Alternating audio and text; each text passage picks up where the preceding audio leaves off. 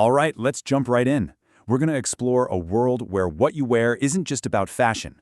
I mean, imagine if your clothes were your language, your history, and even your shield, all woven into one. That's exactly what we're looking at today with the Eight Kabash, an Amazigh community in southeastern Morocco. For them, dressing the body is, well, it's a profound art form. So this Moroccan proverb is really our key to understanding everything. Eat according to your own taste, but dress with the taste of others. Now, for the Amazigh women of the Ait Kabash, this is way more than just some friendly advice. It's like a core principle that shapes their entire social world and their art. What it really means is that your clothing is a public statement. It's how you communicate who you are, your status, and your whole story to everyone around you. Just think about that for a second. What if every piece of jewelry you wore, your hairstyle, every single pattern on your clothes, what if it told the world exactly who you are? Your history, your beliefs, everything. Well, for the Ait Kabash, that's not some hypothetical question. It's just reality. Every single thing they wear has a purpose. It has a really deep meaning. And you know what? This whole intricate system, it starts right from the moment a child is born. For the Ait Kabash, every stage of life is marked by a specific way of dressing. It's how they learn the community's values and build their identity, right from day one. It just becomes second nature.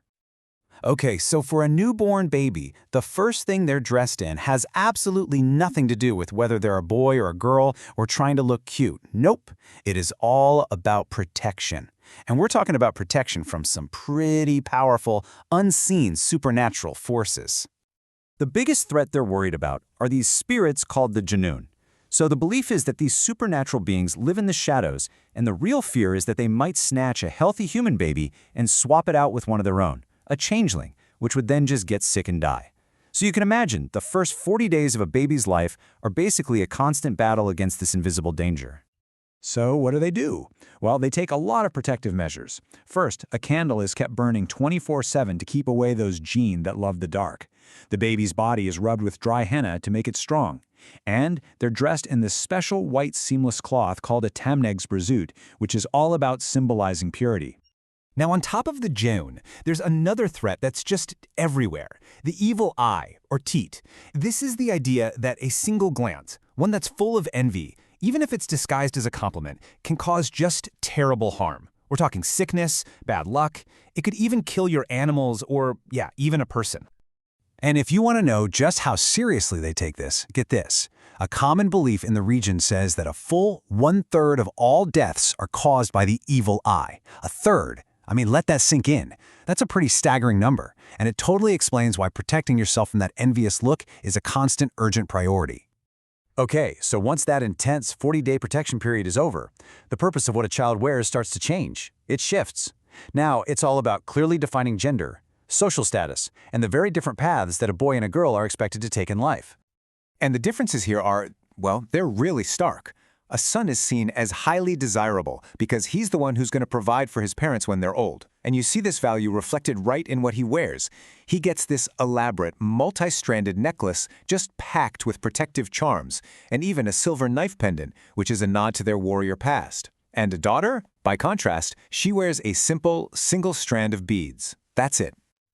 This gender distinction keeps going with their hairstyles. At about 1 or 2 years old, boys get a single lock of hair grown on the side of their head. That's called a takoyet. Girls, on the other hand, grow out their bangs, which are called tawenza, and they have locks on both sides. And those bangs on the girls are a really big deal. They're even mentioned in wedding songs as a symbol of fertility and abundance. Then, as a girl hit puberty, she'd go through another huge rite of passage to become a woman. She'd get tattooed. We're talking tattoos on her face and on her wrists. And this was not just for decoration. Oh no. It was permanent declaration of her identity as an Ait Kabash woman. This quote from an elderly woman, Fatu, really says it all. She said she was literally held down and tattooed by the other girls. Why? Because without the tattoos, she told them she looked like a man. It just goes to show you, these marks were an absolutely essential, non-negotiable part of being seen as a woman. So that raises a pretty big question, right? If this tradition was so crucial to their identity, why don't you see it on younger 8-feet Kabash women today? How could something so meaningful just disappear in only a couple of generations? Well, the answer really comes down to a mix of religious and social pressures that just got stronger and stronger over time.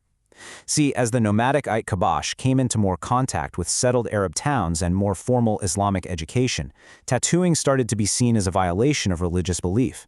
The idea was that it permanently changes God's perfect creation.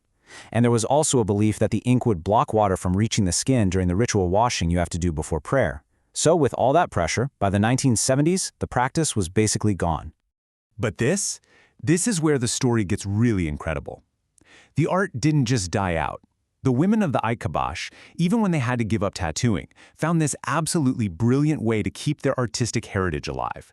They just found a new canvas.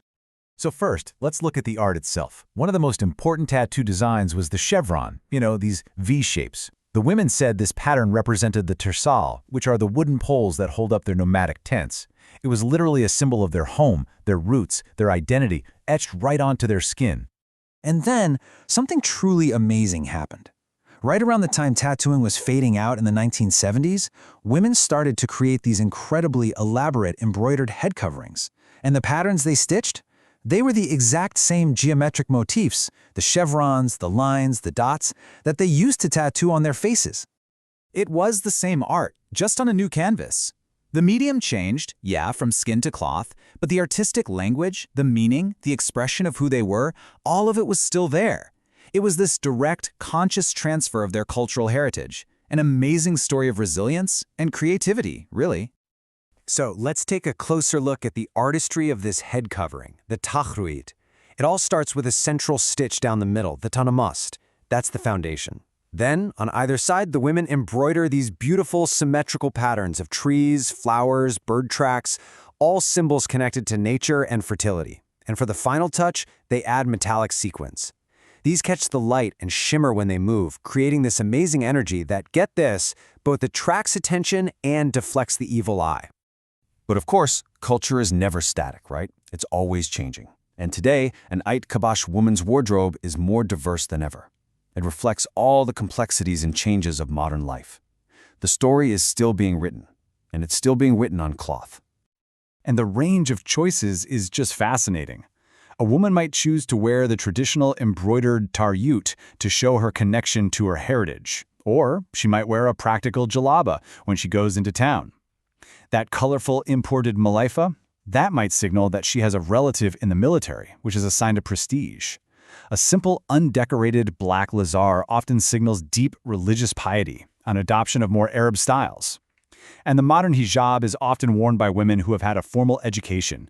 Every single choice she makes is a statement. So in the end, it's just like one Ait Kabash woman put it, her head covering is her passport. It lets people immediately recognize who she is, understand her heritage, and basically read her story. It is a public declaration of who she is and where she comes from. And that really brings it all back to us, doesn't it? It leaves us with one final thought. In a world where we all choose how we present ourselves every single day, our style is our own kind of passport.